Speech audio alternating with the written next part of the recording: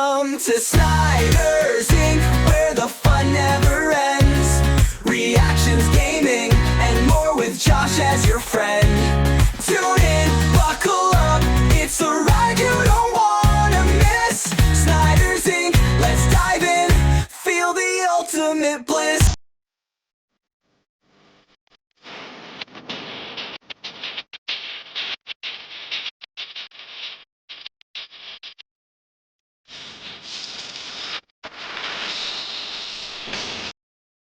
Hello everybody, welcome to Snyder's Inc. I hope you all enjoyed when it comes to wrestling, my video of CM Punk, my live reaction to CM Punk returning. Hope you all enjoyed that. Hope you all enjoyed my live stream Survivor Series 2023. Next one will probably be, the next live stream in general will probably be the Fortnite Big Bang event, December 2nd. My next wrestling related one probably won't be till the Royal Rumble. So, just to let y'all know that. We got another wrestling reaction here, and this is the 10 worst opening matches in Survivor Series history from parts of unknown, and we gonna get right into it. Ladies and gentlemen, hit the like button, subscribe, and comment thing down below. Let's go. Did you ever go to a party and wonder, would anyone really miss me if I weren't here? That's Survivor Series. Nah, look, there's a fair bit of affection for the neglected stepchild of the Big Four. That's despite lazy booking that's seen the show's signature match become almost synonymous with brand warfare that nobody really cares about. But wrestling fans are traditionalists at heart, and a calendar without Survivor Series would probably leave us feeling a bit funny. Like when you go back to your hometown and your favorite record store is turned into a vape emporium. So a show like this one needs to kick off with a bang worthy of the lengthy history of the name. Your opener sets the tone for the night ahead, so you want to make sure you get it right, don't you? Well, viewer, they don't always. We're recording this before last night's show, so let's just hope that whatever open proceedings in Chicago didn't stink the place out, and here are the 10 worst Survivor Series opening matches. It did not. I really liked the men's one, the women's War Games match on the opening of Survivor Series that happened last night. Ever. Number 10, Team Raw vs Team SmackDown 2016. This was still relatively fresh into the return of the brand split that at least Hey look, it's Alicia Fox.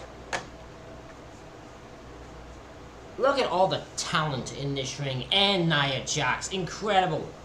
9 talented women and Nia Jax all in this ring, ready to do some damage. And yeah, steal the show.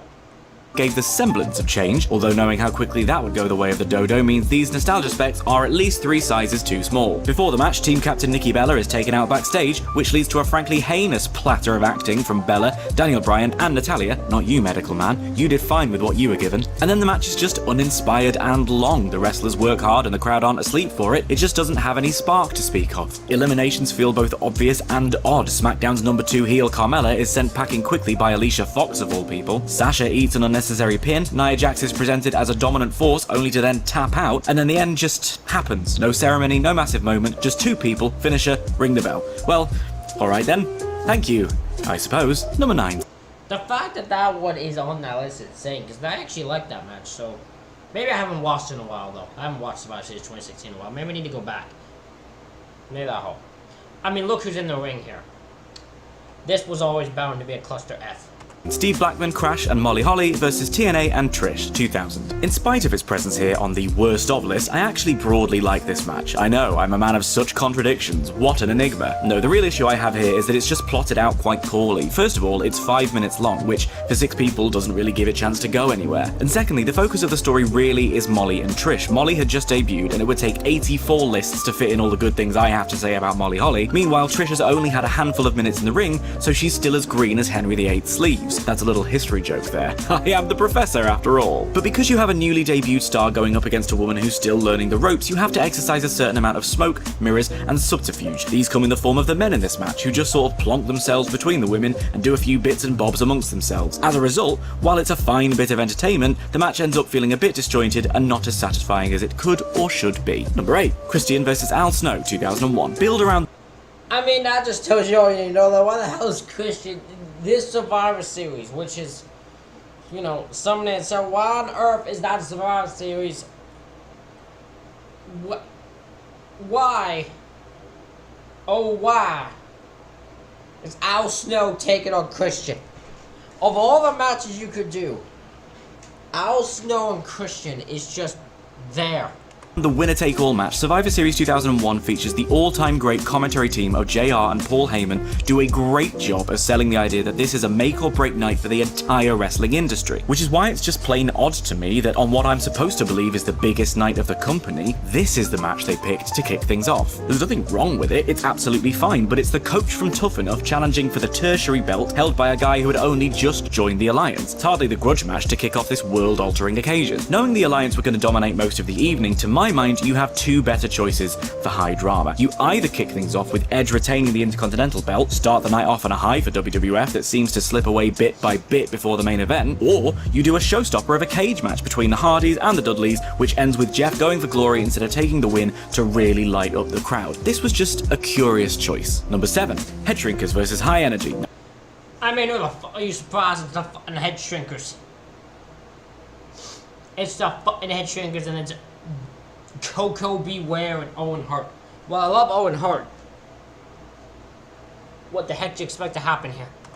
1992. High Energy by name, High Energy by nature. The entrance of Koko B. Ware and Owen Hart as a team is delightfully camp, with a demonstration of their energy coming in the form of a cartwheel from Koko, while Owen jumps in the air like he's celebrating his A-level results. And then there's the Head Shrinkers, snarling away in the corner with Afa on the outside eating a chicken wing, which, I'm not gonna lie, it's giving dated mid-noughties sketch comedy. This is an extended squash match, basically, designed to continue the momentum of the Head Shrinkers while giving Koko and Owen something to do. And they get off to a good start with some very high energy indeed. Owen Hart was quite a good wrestler, don't you know? But it all gets derailed with a cheap shot from Afa on the outside, which then puts the control firmly in the camp of the bad guys, who just sort of do a bit of pounding, stalking, and camera mugging. Owen gets a nice hot tag in, but it doesn't last very long. If you've got your mates coming around and you're pouring drinks and having a natter, you'd be forgiven for missing this match entirely. Number 6, The Dream Team versus the Enforcers, 1989. Let's play a fun round of is it boring or is it just the 80s? I'm being flippant, put your pitchforks down.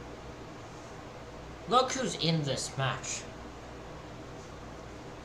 Dusty Rhodes, Brutus Beefcake, Tito Santana, and the Red Rooster versus Big Boss Man,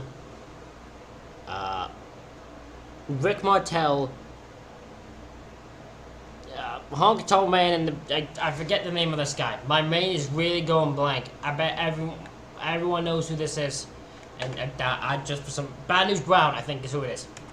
But in all honesty, the increased pace and athleticism of modern wrestling does make some of the classic stuff feel a bit stilted, and that's not exclusive to wrestling. Go back and watch some 80s football where people lose their minds over someone veering slightly to the left. There is some good stuff here, namely Rick Martel and Tito Santana. I found myself leaning forward a bit every time they got involved, not least because Rick Martel's gimmick of the model means he spends most of the match smiling while locking moves in, and that is just fabulous. But unfortunately, Santana gets eliminated far too early, and the rest of the match features a lot of plodding and rest holding. 22 minutes is far too long for rest holds, even if some of them are Rick Martel flexing while he's doing it. The match also loses points because at one point Bad News Brown straight up just leaves, which is one of my— Yep, Bad News Brown was the one I thought of, yep.